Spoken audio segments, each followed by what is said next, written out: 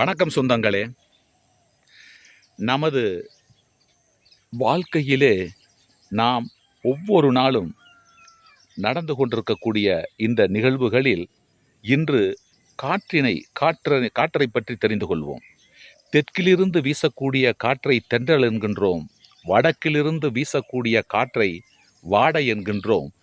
கிழக்கிலிருந்து வீசக்கூடிய காற்றை கொண்டல் என்கின்றோம். மேற்கிலிருந்து வீசக்கூடிய காற்றை மேலை என்கின்றோம். உலகில் எந்த மொழிகளிலும் இல்லாத சிறப்பு இந்த தமிழ் மொழியிலே இருக்கிறது. இந்த திசையை பொறுத்து காற்றின் பெயரும் மாறுபடுகிறது. அதாவது தெற்கிலிருந்து வீசக்கூடிய இந்த காற்றை தென்றல் காற்று என்றும், வடக்கிலிருந்து வீசக்கூடிய காற்றை வாடை காற்று என்றும், கிழக்கிலிருந்து வீசக்கூடிய காற்றை கொண்டல் காற்று என்றும், மேற்கிலிருந்து வீசக்கூடிய காற்றை மேலை காற்று என்றும் நாம் சொல்லுகிறோம்.